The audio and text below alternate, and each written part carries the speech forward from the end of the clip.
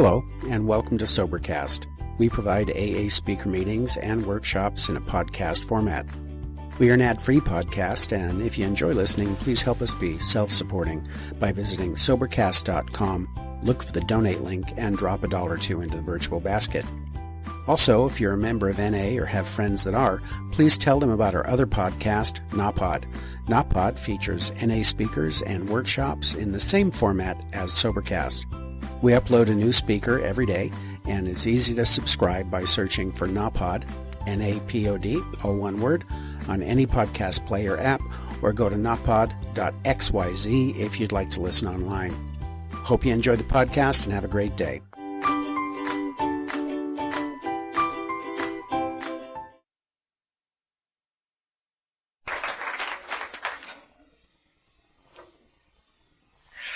Hello. I am an addict and I am an alcoholic. My name is Joanna. And I'm recovering from Western civilization too. I say that because, addict alcoholic just really narrows it down to a very minute form. And, if you stay around this program long enough, you realize that we're suffering from a lot more than just, alcoholism and addiction. There's some underlying spiritual maladies that we can name, and and I look at all the variations thereof of my sickness. It just goes on and on and on. So I'm glad to be here tonight, and it's good to be in Saturday Night Live because this is a special fellowship to me. This is my home group. This was my home group when I got clean and sober, and I'm very, very proud to be a member of Saturday Night Live, even though I moved away almost 4 years ago today to Carson City, Nevada. I live up there in the High Sierra now. It's peaceful, serene.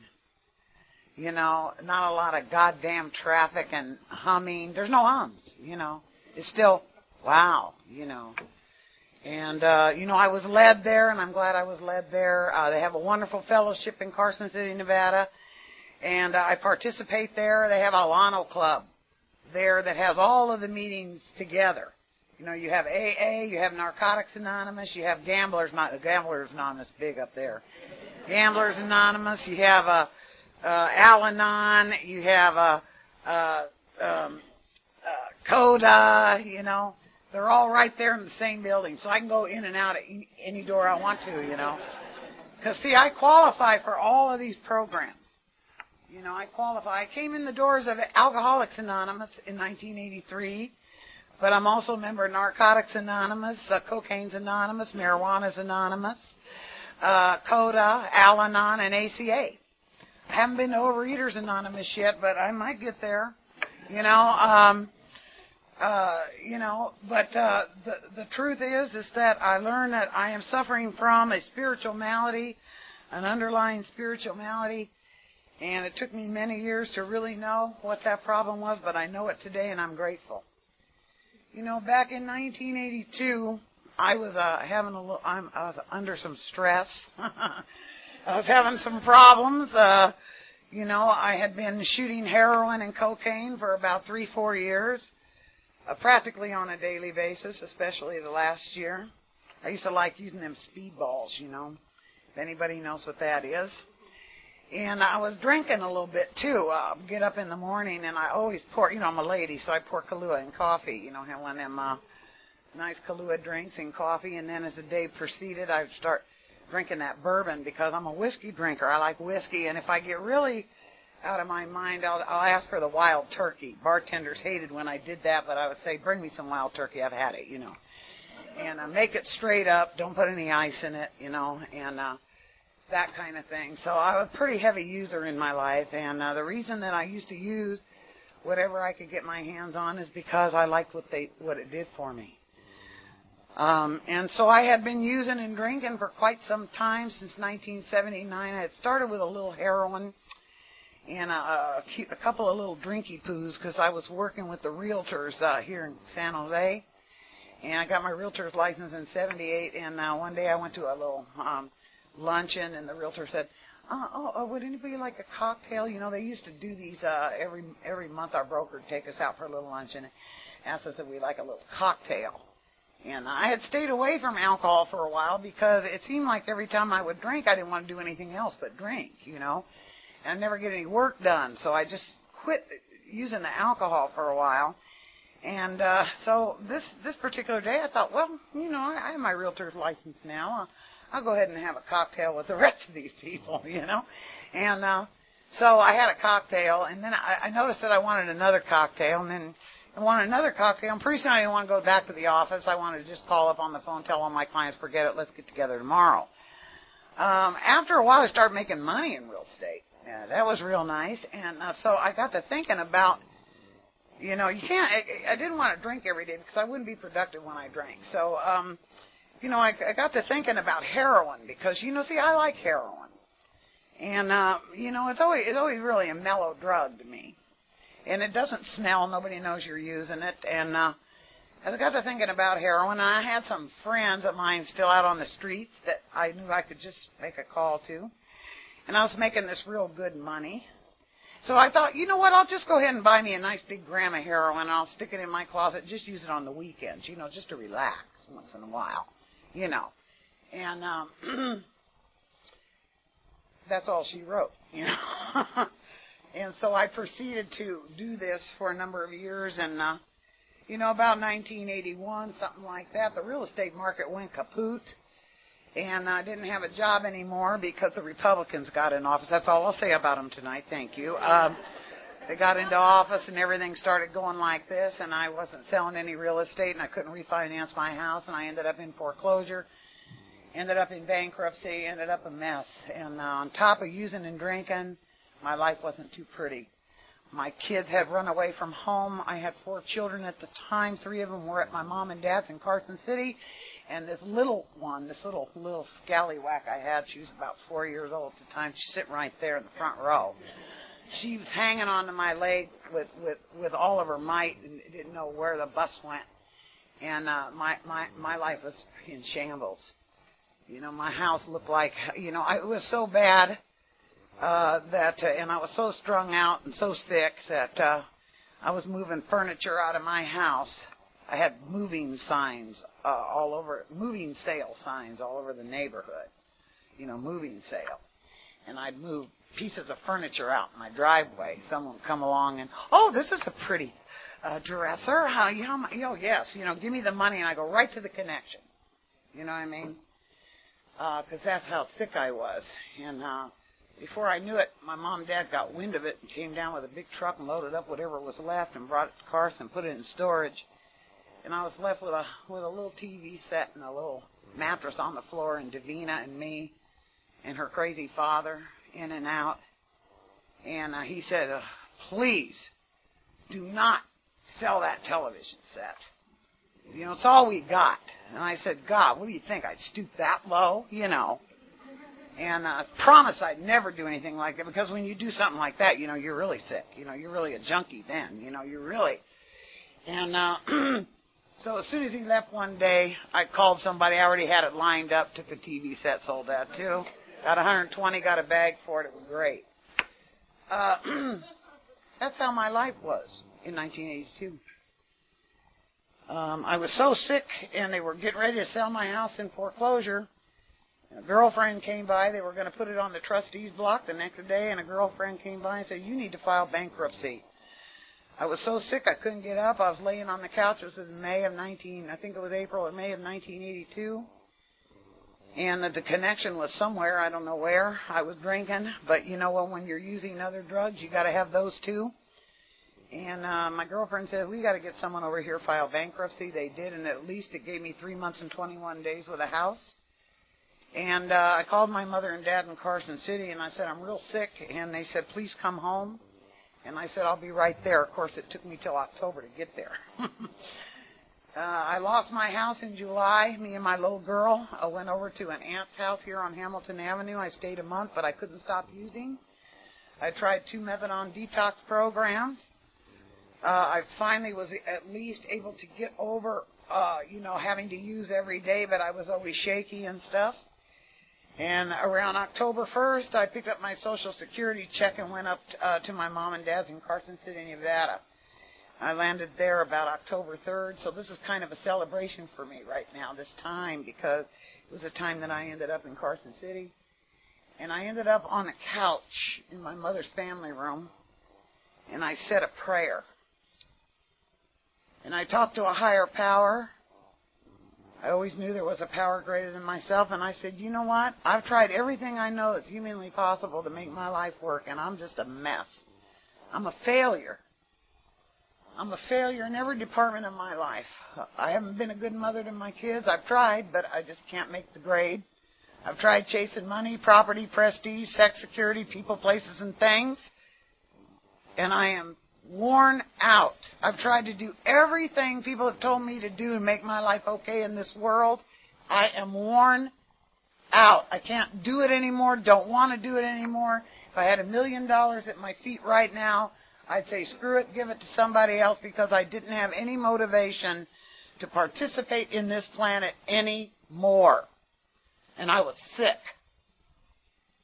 And I said, so you know what? I took a little inventory of my life about that time, kind of looked backwards.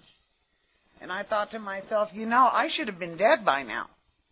There was a lot of things I had done in my life that put me in some real weird positions.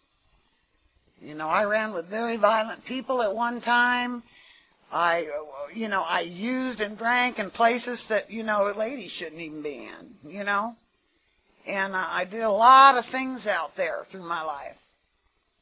And I came out with not even a scratch hardly. Sick, but not a scratch. And I thought, you know what, I should have died. Many of my friends did die over the years in some of the places in some of the things we did. And I wasn't dead, and I said, I don't know why I'm not dead. I should be. Had hepatitis 4 times. Went into a coma behind shooting methamphetamine. OD'd on heroin many times. Ended up in places I didn't even know I was under the influence of alcohol. Ended up in jails and institutions. Did about 3.5 years out of my life in county and state institutions. There was a lot of things that happened to me through that time. And I told this higher power, I said, I should have been dead by now, but I'm not. And I don't know why I'm not. But, whatever the reason is, if there is a reason for me still being here alive like this, and there's a purpose to my life, then let's get on with it, because I'm done. I'm resigning from life. I don't want any part of it. And that's it. And that was it. And that's the day I resigned. I resigned from this world as I know it. And I'm still resigned. Cheers. And you know what? I'm glad I resigned, because I've never had it so good. I resigned, and I said, that's it. I was still drinking a little whiskey at the time. My father had some Percodans in his drawer. They were gone within a few days. I'd take the edge off.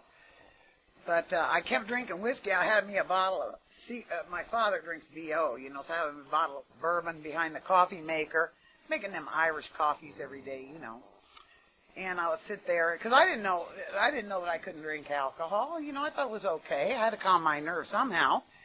And I'd sit at my mother's piano, and I'd play the piano. My kids were all up there, and they just said, don't worry. I come from an Italian Catholic family.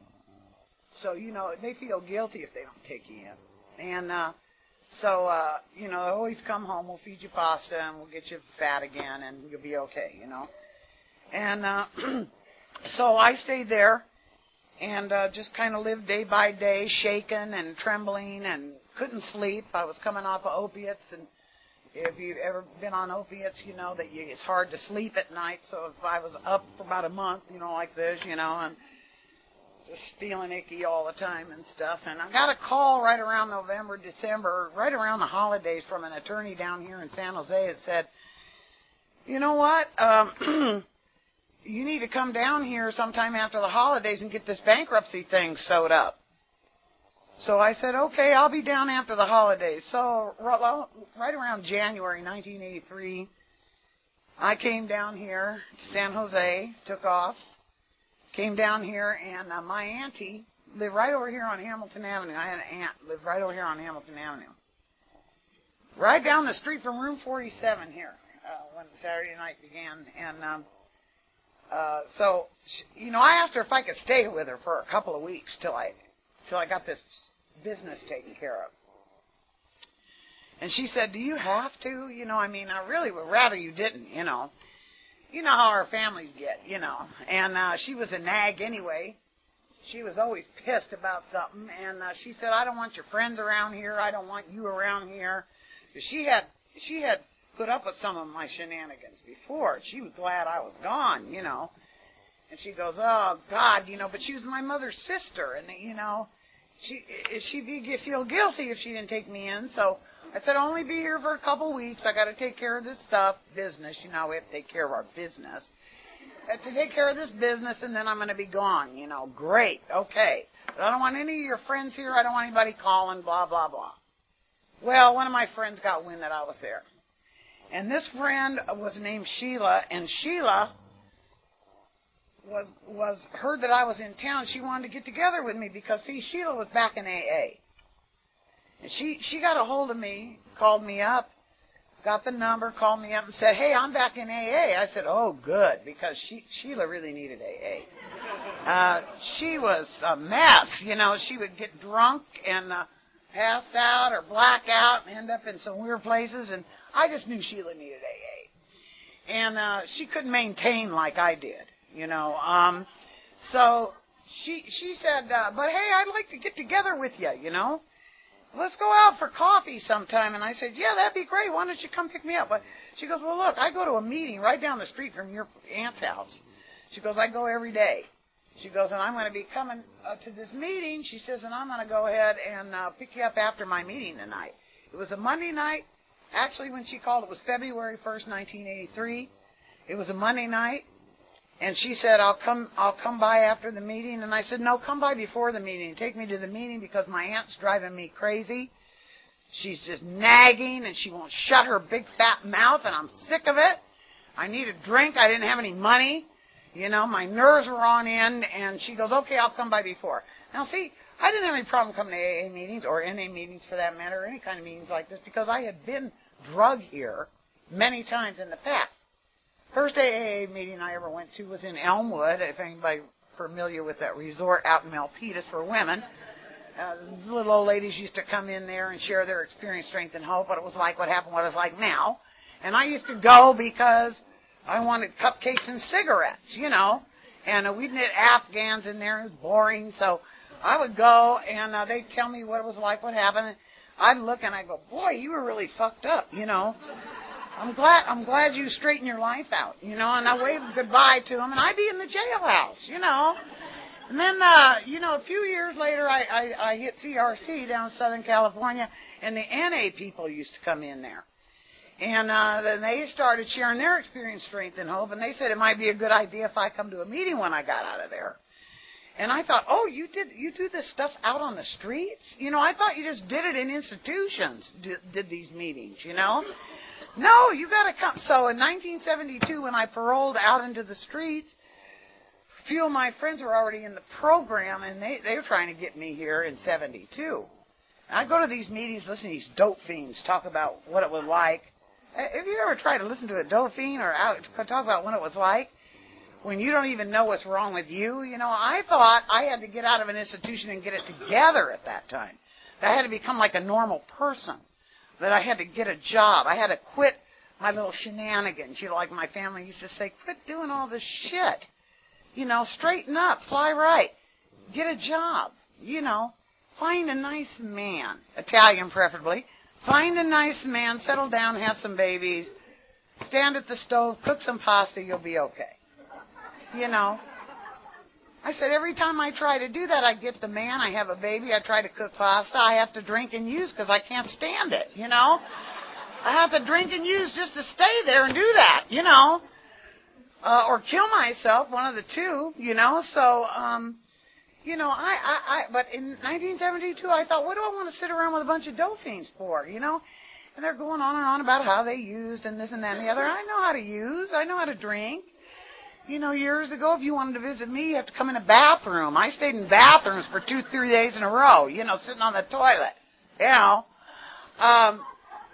my kids running around the house wanting to know if there's anything. And I thought I was hiding something from them, you know. My 2 sons growing weed plants in the backyard, you know. I'm one of them mothers that used to say, now, look, I don't want you guys drinking any alcohol. That shit will really hurt you, man. I want you, if you're going to do anything, smoke this weed. And I show them how to roll a joint and give it to them, you know. You know, that's the kind of mother I was. And so, you know, in 1972, I didn't want to stay going to meetings because and I remember someone saying, gee, if I drink or use again, I'm going to die. I said, gee, don't get so drastic with this shit, you know. See, because I didn't understand about the disease of addiction or alcoholism. I really didn't understand it. You know, so I went back out there to become a normal person. Ha ha. And I chased money, property, and prestige for a while, and that's where it took me, you know. In 1982, it took me on my mother's couch saying a prayer. You know, and asking for help. You know, saying I'm done. You know, if there's a reason for me being here, let's do it. Well, Sheila shows up a few months later at my aunt's house, like I say, and she brings me to a group called Saturday Night Live, Room 47, Monday night, February 1st, 1983. I walked in the room, see, and I wasn't afraid to go to AA or NA or any meeting because I had already been to meetings. You know, a lot of my friends were coming to these meetings, you know. And so I come in, and, you know, I really like Saturday Night Live. It was really a change from some of the old meetings I used to go to. They didn't have a lot of old fogies in here.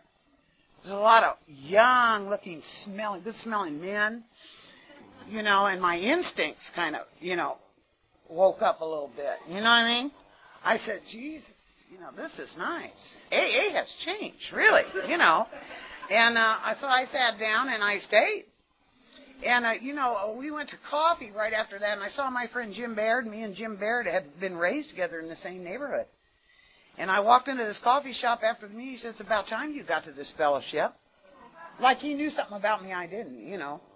And I said, well, you know. So I come in there, and there was this young man there at the time. We were all having coffee together. I thought he was kind of cute, you know.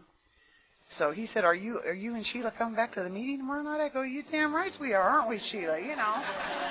And I came back to the meeting. I always say, you know what, I came back for a little piece of nookie, you know. And I was granted a brand new life, you know. It don't matter how we get here, you know.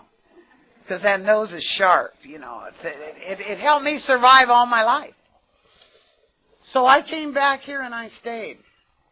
And one of the things that prompted me to stay is hearing about spiritual awakenings because, you see, all my life I'd been a seeker. I've been a seeker, a spiritual seeker, all my life. I might have veered off the track, used and drank a little bit and all this, or a lot, should I say. But I was always a spiritual seeker. I was born in San Jose, California, to, like I say, Italian Catholic parents. Okay, there were 6 generations in this valley, actually. My great-grandmother settled in this valley in the late 1800s. And so we were here a while. And I live right on Willow Street near First Street in downtown San Jose. And I was raised in an Italian Catholic family, so I had to go to parochial school when I was a girl. And all I could tell you is, as I remember from early on in my life, I kind of looked around at the world and checked things out for a while, and I wanted to puke, okay? It's like I had a hard time dealing with the world around me.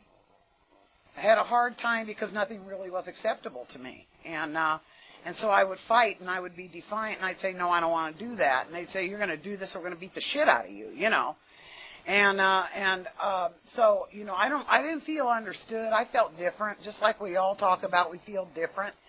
And I felt different, and I started going to parochial school, and that was a real, now I look back, geez. You know, I always say I'm a recovered Catholic, too, a recovered Christian, too. You know, I recover from all that stuff. I'm telling you, there's a lot to recover from. If you're recovering from Western civilization, you're recovering from a lot of shit. But, you know, Catholicism was one thing you got to recover from, you know. I see people going into Catholicism when they get to the program, and I wonder how they stay sober. I tell Father Tom Weston all the time, you're a Jesuit priest. How could you stay sober being a Catholic? You know, he is. So, you know, it takes all kinds, I guess. It's okay. There's a higher power for everybody, you know. But for me, being a Catholic, I had to go to Catholic school, and I noticed right off that, there wasn't any women saying Mass. I used to watch this priest saying Mass and lifting the chalice up, and I wanted to do that. I said, I want to do that. How can I do it? Well, girls can't do that. If you want to join the church, you have to become a nun. I said, well, what do you have to do to become a nun? Well, you have to shave your hair, you have to wear a black habit, and you can't have any sex or anything like that. I said, oh, no, I don't want to do that, So where can I fit? I want to do some of these rituals they're doing. I said, oh, no, you can't do that. You're a girl. Oh, I see. Okay, so right off the bat, I started learning that it wasn't the same world for boys and girls, And I felt more intelligent than half the boys around me anyway. So what's the problem here? They used to say, oh, no, you can't do that. Your cousin can do it. He's a boy, but you can't, So I started getting really upset about that. Also, I started getting upset with the fact that, there was hypocrisy all around me. Like they'd say, there was a lot of thou shalt not. But yet they were doing what they told me I shouldn't do. They would say, now, you shouldn't be doing this and you shouldn't be doing that. And then I would point and say, well, how come he's doing it? How come Father Joe's doing it? Don't you talk about Father Joe like that, So my aunt was having an affair with a family doctor, mind you, and he was married. So I'd always say, why are the doctor and auntie going in their bedroom for 2 hours? Shut up, So, I would always if you'd study family systems, I was a scapegoat of the family. I was the one that said, and they say the scapegoats of the family are the most honest ones in the family. Because there's all this dysfunction going on, all this shit. They're telling you shouldn't don't do as I say, not as I do. And so you're pointing to this elephant in the living room saying, hey, there's an elephant in the living room. Anybody see it? You mention that again, and I'm going to beat the shit out of you. Okay? Well, the elephant just took a big dump in the living room. I like that one, And I was one of those people, so I was getting very frustrated. Okay? I was always told I couldn't do. I was very religious. I leaned towards wanting to learn about religion and spirituality. I was very artistic. I was very musical. Those are my three main gifts in my life, was music, art, religion. And yet I was always told I couldn't be this. I couldn't be that. No, that's not a good job. You'll never get it. You can never do that and make money. You got to do this, Besides, you're a girl. Just find a good man, settle down, make pasta, have some kids, So, my life seemed very limited, and it was very frustrating. But I had hope, because I started watching Walt Disney when I was a kid, and I started remembering Cinderella and Snow White, and all of these women used to scrub floors. They had it bad, wicked stepmothers putting curses on them and doing all this shit. And yet, out of all this turmoil and frustration, a prince would come along, like Sleeping Beauty, somebody cast a spell on the whole kingdom. Everybody fell asleep for 100 years. She's laying up there in her castle, and some prince comes along, smells her, sniffing his way in, and takes his sword and cuts down all this stuff and goes into this castle and jumps on her and gives her a big kiss and Lord knows what else, and wakes her up. Wakes the whole kingdom up. I wanted something like that. I want someone to come along and wake me up like that. I dare you, And so I thought, well, there's got to be a prince out there somewhere. Okay, and that's how I'm going to get out of this hellhole I'm in, and I won't have to listen to these priests. I won't have to listen to these nuns. They were always telling my parents, you got to come in. Joanna is constantly asking questions she shouldn't be asking. Well, when they're teaching you something and you have questions, you should ask. Finding out today that it's the best thing in the world is always question authority. Look at the mess we're in now because we haven't, But anyway, so I went ahead and started praying about Prince Charming, hoping that the prince would come someday. And along about 1963, I'd say, I was walking down Bulldog Boulevard at San Jose High School, and the prince came. He was cute. He had this long, slick back black hair and a waterfall. He had one of them T-shirts that was rolled up like this with a pack of cigarettes. You know, he was riding in a lowered Mercury, yellow with a black top. It had these big flames on the side. It said Teen Hell. You know what I mean? And I went, that's him. And so it turned out that, we got together and we started doing our thing. And I ended up getting pregnant with my first son and getting married at the age of 16. Of course, my Prince Charming turned very shortly after that into a frog. They never tell you that. They always tell you that the princess comes along and kisses the frog and he turns into a prince. But it doesn't work the other way. If he seems like a prince, he's usually a frog. Get yourself a frog, and every once in a while he'll turn into a prince. That I learned. Because I got a frog now, and he's great. I've been with him 11 years. And he's a beautiful prince. I mean, he shines through all the time.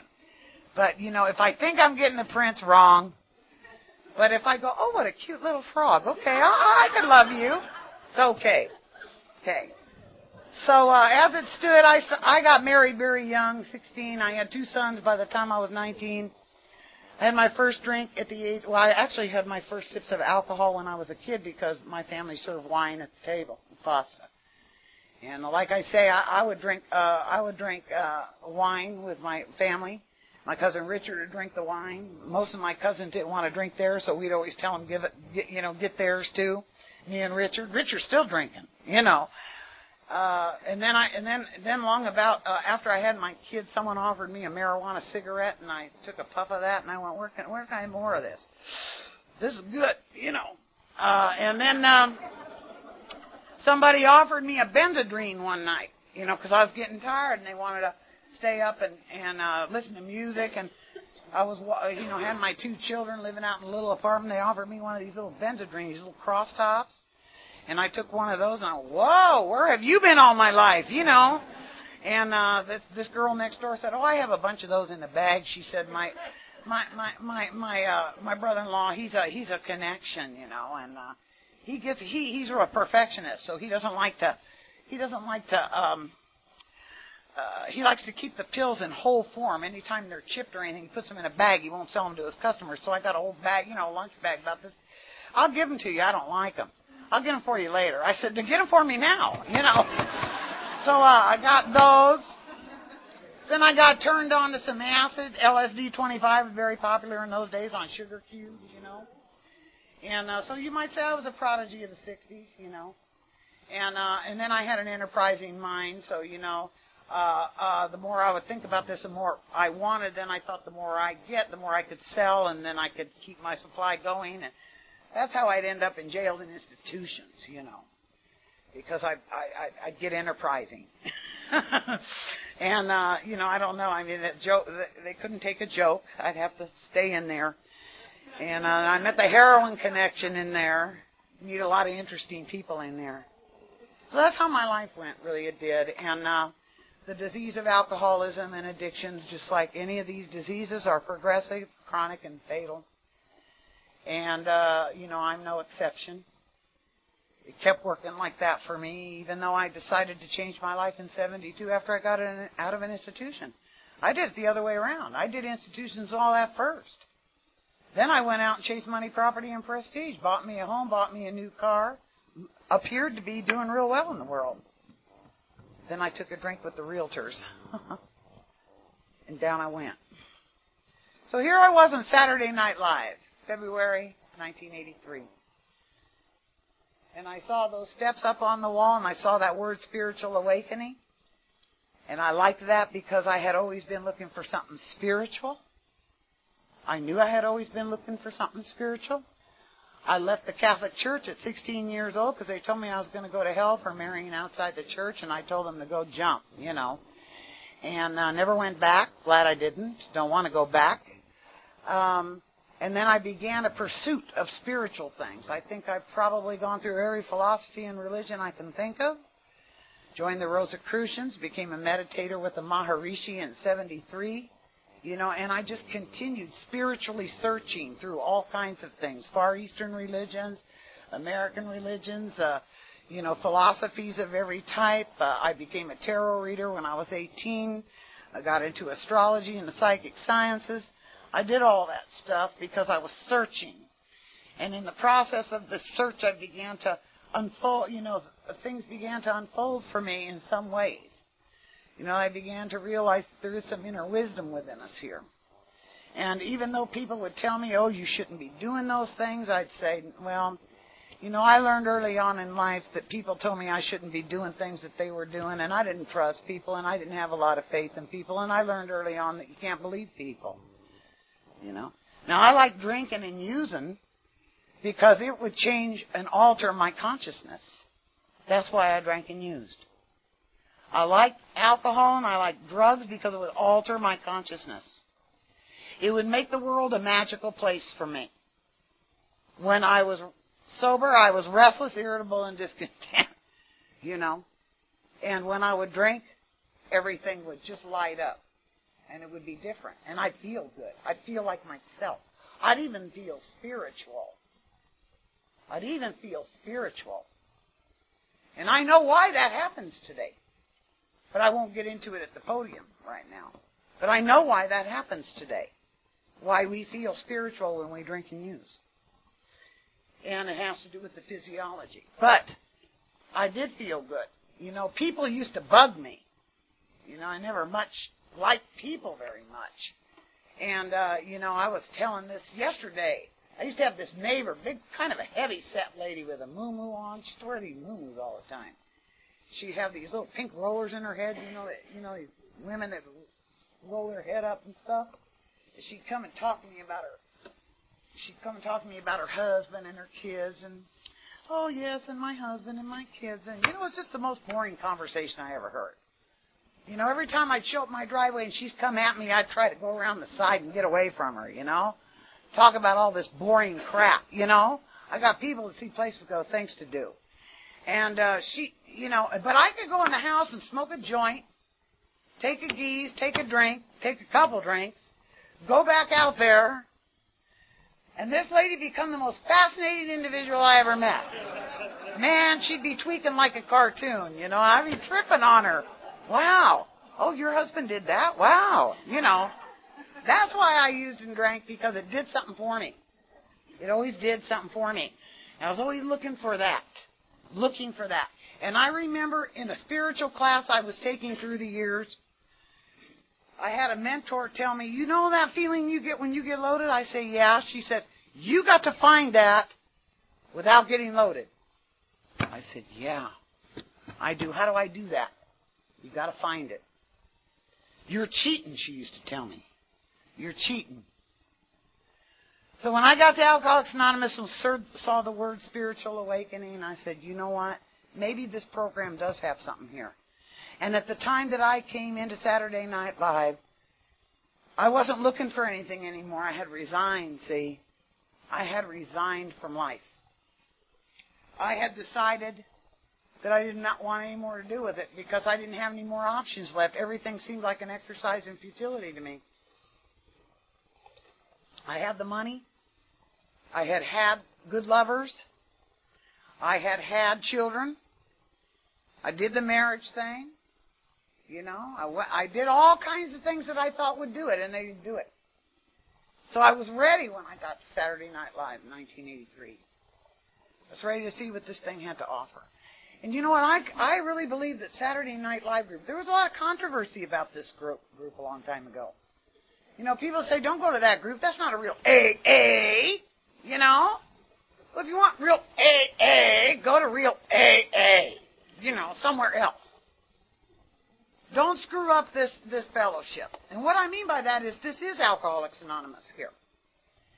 But one of the things that was special about this group is this group started by a bunch of youngsters that were really wanting to bring their spouses, their codependent spouses, with them to meetings. They wanted everybody to be able to share. And so when I walked into this meeting, there were not only alcoholics sharing, but there was people sharing about drugs, using other drugs. And people in AA tell you, some of these AA meetings, hey, don't talk about drugs. What the hell do you think alcohol is? It's a depressant drug. Like Valium. Seconal. You know, and I tell those old timers, well, if you don't want to talk about drugs, must mean you're still taking them, huh? You go in the doctor flipping those little Secanols in at night to go to sleep. But see, for a person like me, because I just didn't use one thing, because I used many things to alter my consciousness and got very sick, I needed a group like this. I believe Spirit created a group like this for Spirit like me and for spirits like you.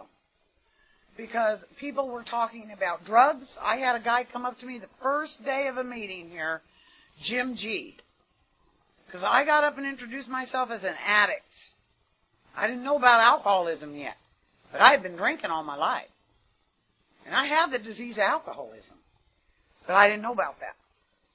And this man came up to me and he says, you know what, Joanna, I'm a junkie too. And I went, all right, you know, and he made that connection. And he said, hey, us junkies can't use alcohol either. And my stomach dropped. Because that was my ace in the hole. You know what I mean? You know, Narcotics Anonymous is a little bit more evolved. I hate to say it, really. But at least they acknowledge that alcohol's a drug. They tell you in NA, if you think you're going to skid through that one, they go, oh, no, alcohol's a drug. You can't drink here either, you know? Shit. You know? So, I did what I was supposed to do here. You know that I started coming to meetings every day because I didn't have anything else to do in my life. I came with Sheila every day. I started coming to noon meetings. I started coming to 6 o'clock meetings, 8 o'clock meetings. And in those days, in room 47, they had this little Al-Anon roomlet next door. And I felt like getting my sleeping bag and putting it in there, you know, because I wanted to live here. I remember a lot of the people here when I got here, and a lot of people that came. You know, like Bud and Marty, and I've seen a lot of the people come in. They were a mess, too, believe me, they were. John and Cindy, oh, God. You know. But you know what? This is a special fellowship, Saturday Night Live, and I hope it never changes. Sometimes I hear the traditionals come in, you know, they're like the traditionals of the church, you know, like the Gestapo, you know. I hope they never muck that up here at Saturday Night Live, because you know what? This is one of the leading contributors to Alcoholics Anonymous, this group. So it must mean there's a need for a group like this. Because once this group got started, it started with a Saturday night meeting, and before you know it, they started having meetings every day. Before you know it, 2 meetings a day, 3 meetings a day, 4 meetings a day. So it says something about this group. And I'm going to tell you, I owe my life to Saturday Night Live. I do. Because it was the people here that embraced me and said, no, you don't need to go anywhere. Other people in other groups would tell me, don't talk about drugs here. You know, I say, well, I'll see you later. You know, I can't relate to you. You know. And in this group, I didn't get any of that. I got embraced for who I was. And I started getting told about the disease of alcoholism by the old-timers. And I start learning about my disease. And that I had the phenomenon of craving every time I stuck a drink in my body. And that I had an obsession of the mind that drove me crazy when I didn't drink. And convinced me that it'd be okay to pick up a drink. And once I pick up the drink, then I'd get craving again, and I'd go off on some tangent, and I couldn't tell you how long I'd be out there drinking. And then I'd stop drinking, and then I couldn't stop from thinking about drinking. So I pick up another drink, convinced that it wouldn't hurt me. And they told me, you see this pattern? You need to stop this. You know, you're powerless over alcohol. So I realized that not only did I have to quit using the heroin and the cocaine and the LSD and smoking the goddamn Pocololo and dropping little Valiums and, you know, sleeping pills at night, but I had to stop drinking. That was bad news. I had to stop it all. And I sat here in these rooms, and then the emotions started coming up. Boy, I was ready to rip people's faces off, you know? I thought, why are you so angry? Well, I had been pushing this rage down ever since Catholic school. You know. And it was there, man, and I was hot. And they told me, you know what, you have to do these steps. You have to do these steps to get relief. And I did. I did the steps, and I did the steps, and I did the steps, and I did the steps, and I still do the steps. And I got almost 19 years around here doing the steps. And I continue doing the steps. Because those steps up there are the steps to freedom.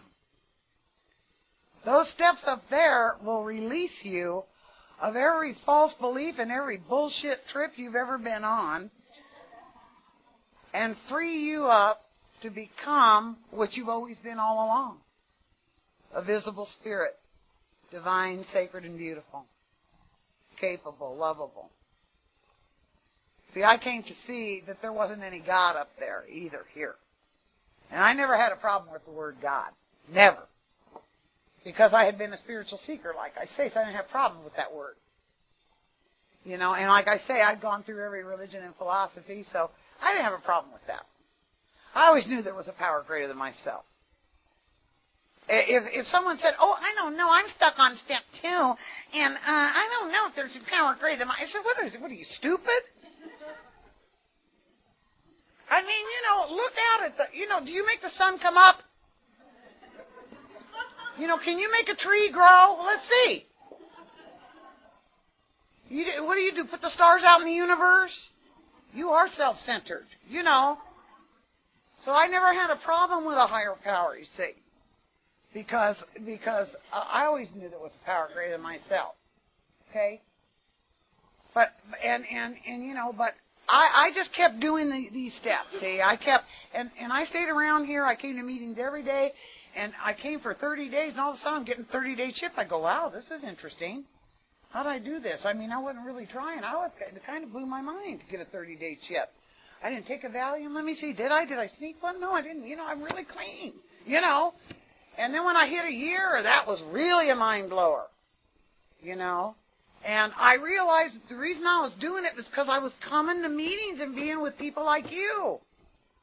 I wasn't doing anything special except just coming to meetings, being with people like you. And then it dawned on me after some time, and still dawns on me, that you know what? What we're doing is we're getting together in a tribal system. The AA is like the old tribal systems of old, communities of old. And Carl Jung talked about this, the great doctor that had connection with Bill Wilson before the big book was written. Carl Jung was part of this whole evolvement of a spiritual program that we have. And Carl Jung said, you know, these alcoholic people are bordering on the psychic plane of existence. Most of the ones I meet are very sensitive people. They can't handle the world. That's me. You know? And you know what? I realized that what AA has done, it's, you know, Bill and Bob started, they came on to something when they realized that, you know what? It's one alcoholic helping another. It's one addict helping another. It's one codependent helping another. It's like when I came here, I found a group of kindred spirits that understood me. You know, and I didn't think they did at first, you know. I was a little scared. Like, how's this group of weirdos going to help me? You know. You know what I mean? I took my auntie here when I got my first year medallion because, see, I started coming to meetings while living with my auntie, and after a while, my auntie didn't want me to leave. I said, is it okay if I stay one more week? Well, when you going? Just one more week. I'm going to these meetings. Pretty soon, it was a week, then a month, then 2 months, and 3 months. And pretty soon, she started seeing the change in me. And she started saying, you know what, you could hang around a little while more. Yeah. And then my auntie finally said, why don't you just stay? And then when I got my year medallion, I said, hey, auntie, I'm going to get my year chip. Do you want to come to the meeting with me? She goes, okay. She's a little 76-year-old, you know, come in, little Italian thing, you know. Comes into the room, looked just about like this. She looks at it and she goes, oh, my God. I said, what's the matter, auntie? She goes, this is the biggest group of weirdos I ever seen. You know? Everybody's hugging her and kissing her and stuff, you know. You know that lady invited me to stay in her home. I ended up staying there for 15 years. She never wanted any of my friends around, but you know what? After a little while, I'd say, she'd go, where are you going? I go, I got to go across the street to Golden West because I got to meet one of these alcoholics or addicts. I'm working with them. I have to work with these people to stay sober and clean. Okay, go ahead. Do you get paid for this? I go, no. You should get paid for this. Shit, that's all you're ever doing is you're not bringing any money in, So I'm going, and pretty soon she say, well, you can invite him over here if you want. So I began to start sponsoring because I started sponsoring early on. I thought it was because I was so wise. Actually, it was because Spirit was sending me all these people so that they keep me out of trouble, And because I needed to remember who I was. See, sponsorship keeps us clean and sober. Okay, but sponsorship does something much deeper. When one alcoholic or one addict talks to another, okay, what we're doing is mirroring our souls for each other. And when I got here to Alcoholics Anonymous, I didn't know myself very well because I had a lot of years that were blacked out. And I couldn't remember a lot of things. And I would work with another woman and she'd start sharing and I'd remember. I remember who I was. And she'd bring up that for me.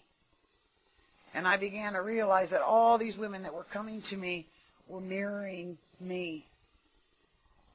And through that, because I didn't love myself very much, because we go out there and do some strange things when we're using and drinking. And you know what? We think we were shamed in the beginning when we were kids. Stick around and start drinking and using, and you see how disgraced you get. We start hating ourselves for the things we do drinking and using. So I was pretty self-loathing when I got here, pretty indifferent. And I had to learn to love you first. People say, oh, you can't love anybody till you love yourself. Well, bullshit. And that's why we need each other, because we are reflections of one another. When we stand up here and share our experience, strength, and hope with one another, we're sharing our souls with one another. And when we do that, we help each other remember. And when we remember, we can start having compassion. We could forgive. Because I used to hear people up here talking, and the women that I work with giving me their 5th steps, trusting me to hear what they had to say in confidentiality. And I would hear it and I'd cry and I'd say, oh my God, I did that too. It's okay, it's okay, it's okay, it's okay. And I'd say, it's okay, and I'd embrace them and I'd love them. And then I realized I'm loving me. I'm embracing them and I'm learning to love me. Because if it's okay if you do it, it's okay if I do it. If it's okay that you did this and we can all laugh about it, it must be okay that I did this. And I could go ahead and forgive myself. I had a hard time over my children. Because I was one of those mothers that was neglectful. You can't be a good mother and use and drink for years and years and go to institutions. And I had a lot of pain around that. But through the years, in this fellowship and in this program, I learned to love myself and forgive myself. I realized that I did do the best I could do under the circumstances. And I'm still embracing myself. I continued for years in Alcoholics Anonymous, Narcotics Anonymous. I started going to ACA when I had 3 years of recovery. I started going to Al-Anon as I moved through the years. And now I go to a lot of CODA meetings as well. Because I realize that codependency is the underlying root of all these addictions. Codependency is a disease that deteriorates the soul. And I learned that from the moment I was born, I started having soul fragmentation. You know why? Because I kept giving up pieces of myself. I kept being asked to do things I didn't want to do.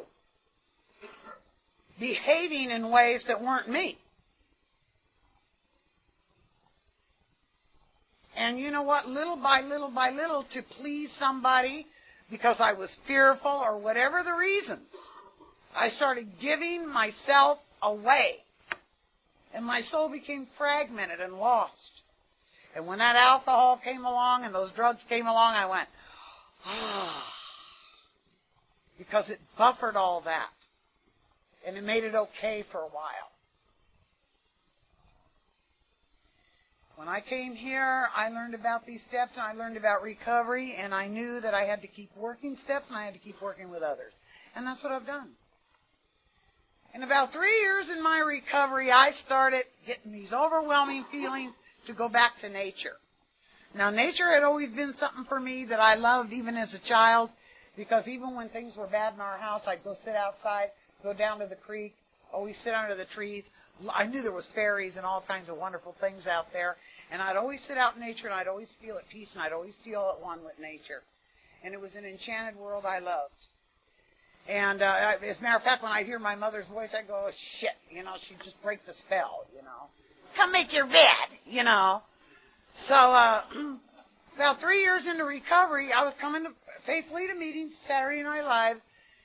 I got this overwhelming urge to put my feet in the earth again, to take off my shoes. I felt like I wanted to eat the earth almost. It was weird. And I thought, shit, I'm working. I can't go up in the mountain very much. And my little girl, Davina, I used to take her to the beach every Thursday. She started turning me on to all these crystals. Mama, look at these are magic. These are magic. Okay, let's get them, And one day, somebody told me, hey, there's this little park over here in Campbell you can go to. They got a creek there. So I started going to this park. Meantime, I'm still working steps. I'm still working with others and stuff.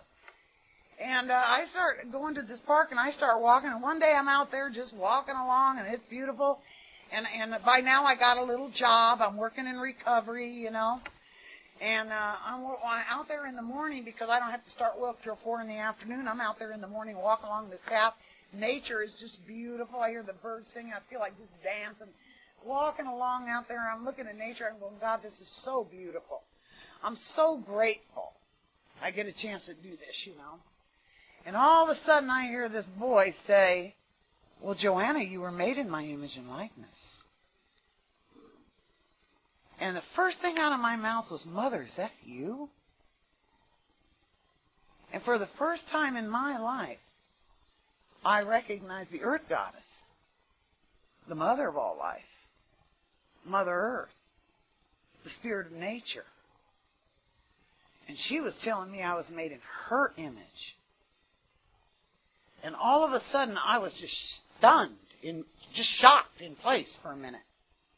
And I began to weep. And all of a sudden, I felt like this whole spiritual awakening took place. This epiphany, if you will. And every religious ideology I had ever learned went, whoosh. No more God as you understand Him. And all of a sudden, I walked down to my favorite little tree by this creek, and I sat down underneath this tree, and I started crying. I said, oh, my God, Mother, I forgot you. Because it had seemed like for lifetimes I had been sleeping, hypnotized, like Sleeping Beauty. Hypnotized for eons. I have forgotten the ancient mother of all of us, the earth, the goddess. And I wept, and I wept, and I said, I'm so sorry, I forgot you. And I could hear her laughter through nature going, the joke's on you, And I'll never forget that day, and I knew at that time that was marking a change in my life. That I would no longer, and what I felt was sacred as a woman. Because remember, I came into a system where there was a lot of patriarchal authority. And everything I ever wanted to do in my life, I was told I couldn't do because I was a girl. And when you're told that you can't do something because you're a particular sex, it's like men being told they can't cry, It's like, wait a minute. We start getting into these prisons within ourselves. And we're not allowed to be who we are anymore. And that's what I mean by fragmentation of the soul. It's a beautiful thing to watch a man cry when he comes in here to recovery. I go, God, I bet you haven't done that in a long time, And if you did, just shape up right away. Don't let anybody see this, And so, I sat there under that tree that day. This was in the springtime of 1985. And I said, oh, my goodness. I said, you know what? The goddess has spoken to me. And I felt sacred as a woman because I felt like I was made in her image and likeness, since I brought life into the world like the Mother Earth did, like the Mother Goddess does.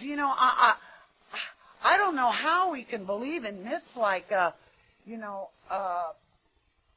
we all came from a rib. I mean, I think about this, We don't come from ribs. You know where we come from. You know how you got here. A woman brought you into the world. And I had this realization that because the feminine brings all life into form, into time and space, that I was sacred.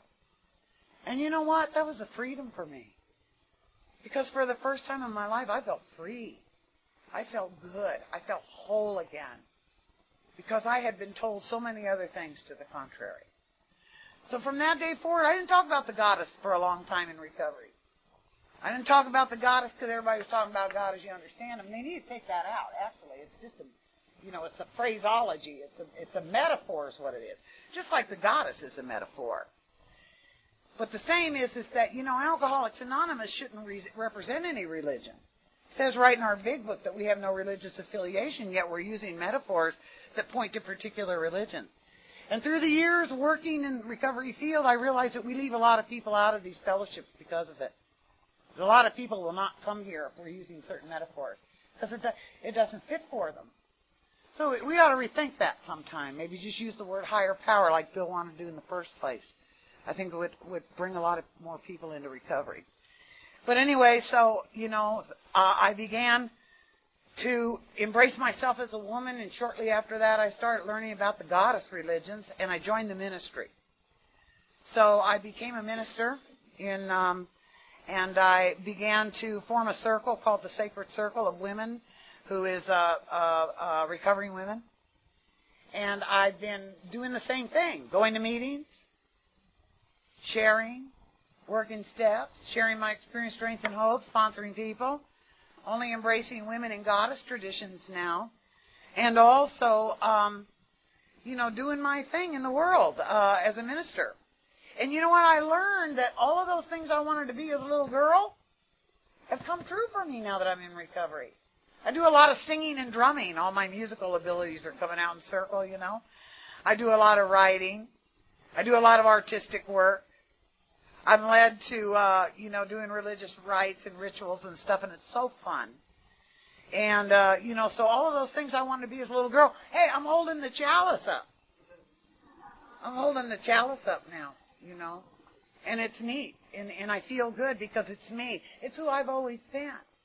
It's like this program brought me back to me. This program can bring you back to you. Whatever you are, whoever you are, whatever your spirit is, this program will uncover it. Bring us back to wholeness again. And I remember a long time ago in the fellowship, this little girl came up to speak, and she said she always felt so plain and so ugly. She used to wear this little brown dress, and she had red hair and freckles. And she said what Alcoholics Anonymous did, and this program did, was get her to love that little brown, red-haired girl with freckles in the brown dress. The little red-headed girl with freckles in the brown dress became the most beautiful thing she ever saw. I became the most beautiful thing I ever saw. Matter of fact, I think I'm the most interesting individual I've ever met. And I enjoy spending company with myself. I also want to share with you that my auntie, the one that kept asking me to stay, after 15 years, after 11 years of my recovery, one day I walked in her house and she said, Joanna, see, remember, I told you I resigned in my life, October the 4th, 1982, and I never took up that resignation. I'm still resigned. See, what I do is I turn my will and my life over every day to a power greater than myself, to the Mother Goddess, to nature. I realize that I'm a part of it all, that nothing is estranged from me, that Spirit is right here, whole and complete, shining through these eyes, shining through your eyes.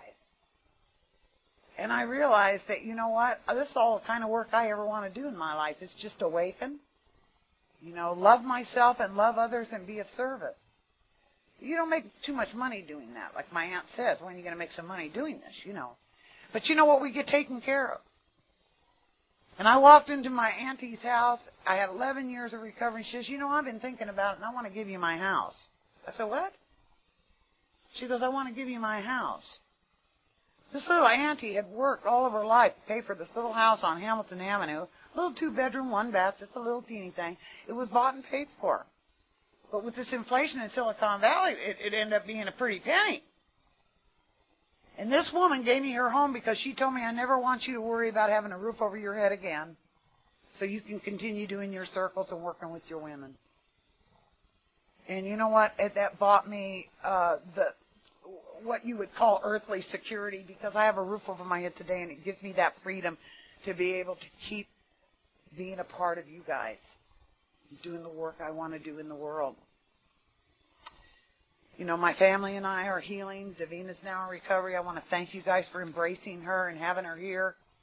I told her, I said, she goes, your spirit's alive in Saturday Night Live. I said, yeah, but now you're taking over. And look out, she's got a big mouth too, My auntie died at 15 years. My auntie died in 1997. I was just getting ready to move to Carson City. And that woman had provided me, and on her deathbed, I thanked her. And she felt bad because I had to wipe her behind and everything, take care of her until she took her last breath. And every time I wiped her and I took care of her and I combed her hair and I washed her face as she was dying, I remembered every meal she put in front of me while I was sick. I remember when she took me in when nobody would give me a prayer. I remember her taking a chance on me.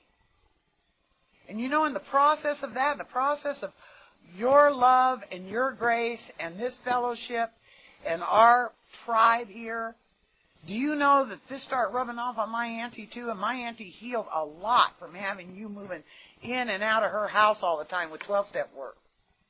My aunt died a happy woman because she became also a servant to this fellowship. She was a lonely old woman when I walked in that place. And at the end of her life, she had given much for the recovery of women. So I'm very grateful. I have a mate in my life now for 11 years.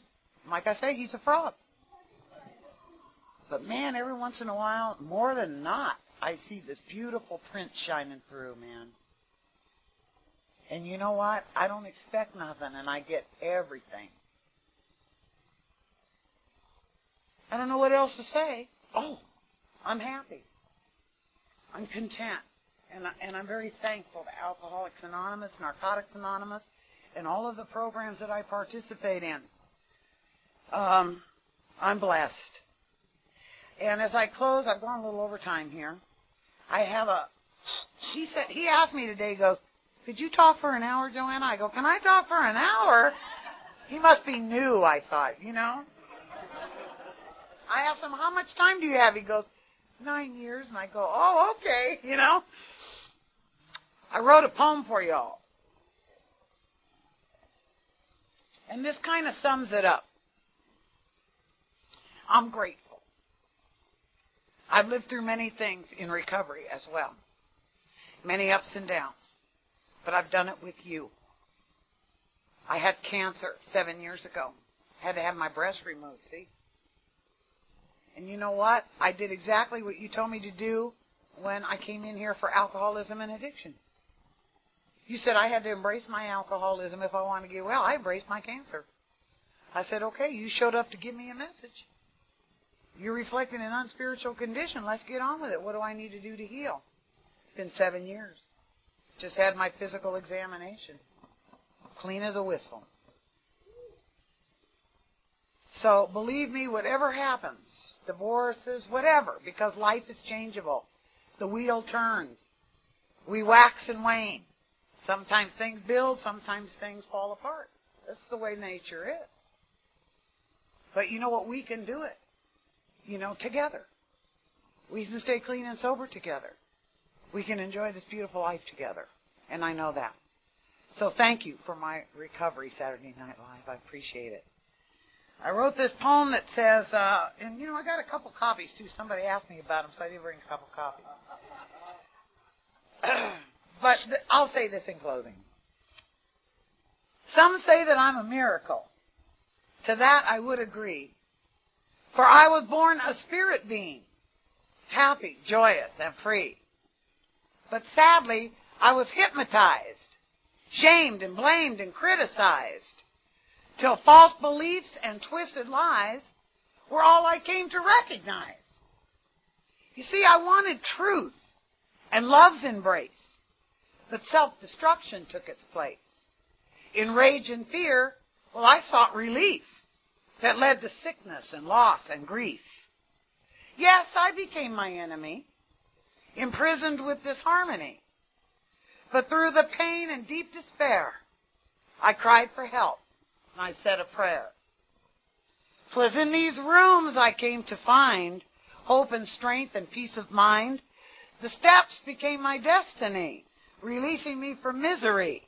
And from the ashes, yes, I did rise, to find a goddess in disguise. And as the power of spirit stays, I've come to honor nature's ways.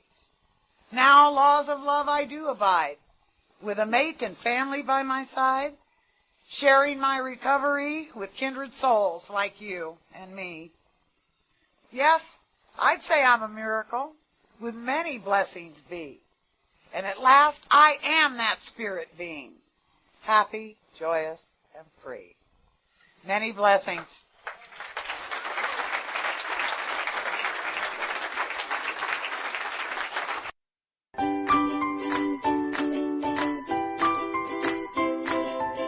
Thanks for listening. I hope you enjoyed the podcast. Sobercast is ad-free, and we'd like your help in order to keep it that way. So if you'd like to help us be self-supporting by pledging $1 or $2 a month, visit Sobercast.com and look for the donate links. Thank you very much.